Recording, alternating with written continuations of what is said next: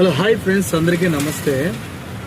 ఈరోజు రేణుగుంటకు ఒక ర్యాపిడో పడింది. నాకు రేణుగుంట రైల్వే స్టేషన్కు దింపేసినాడు. అది దింపేసిన తర్వాత రిటర్న్ వచ్చేటప్పుడు తిరుపతికి రేణుగుంట బ్రిడ్జి కొంచెం ఇటు పక్క ఒక 4 కస్టమర్లు ఎక్కినారు. వాళ్ళే ఆపినారు, ఎక్కినారు. ఎక్కిన వెంటనే ఒక ఆటో అతను వచ్చేసి ఆపి లోకల్ నాన్ లోకల్ ఇష్యూ మాదిరి ఎత్తినాడు. ఆయన ఏదో 1,00,000 రూపాయలు కడుతున్నాడంట స్టాండ్కి.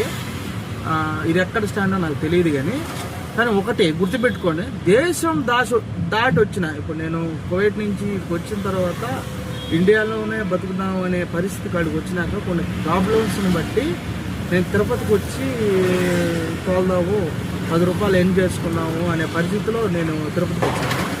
ఇక్కడ కూడా లోకల్ నాన్ లోకల్ ఇష్యూ ఉంటుంది. దేశం దాటినా మన తెలుగుడి బుద్ధి మారదు.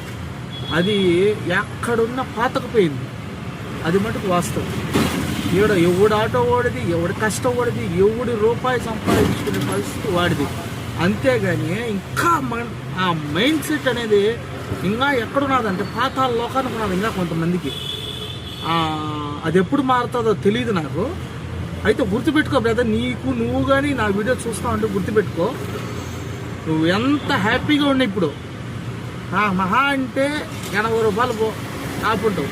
నాకు ఆ దావం తగిలింది. అది ఏదో ఒక ర్యాపిడో రూపాయనో ఓవర్ రూపాయనో తగిలింది. కానీ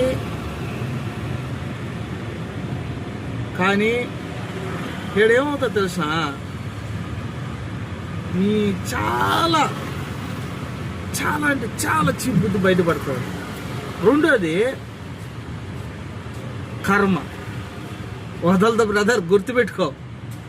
నువ్వు ఎన్ని చేసినా కర్మ అనేది ఒకటి ఉంటుంది. ఎవరికైనా గుర్తుపెట్టుకోండి, నువ్వు తినాలనుకున్న రూపాయి, నువ్వు తినాలనుకున్న అన్నం, దాని మీద బియ్యం మీద రాసి పెట్టేసి ఉంటాడు దేవుడు.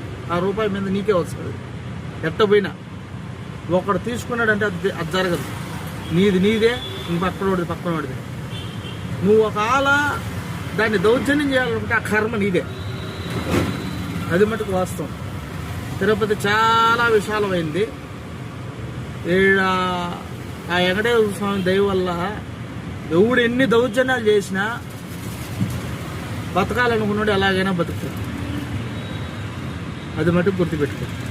కొన్ని షాట్లు ఉన్నాయి, కొన్ని స్టాండ్లో చాలా దౌర్జన్యంగా ఉన్నది. అసలు సగటు వ్యక్తి బతకలేడు.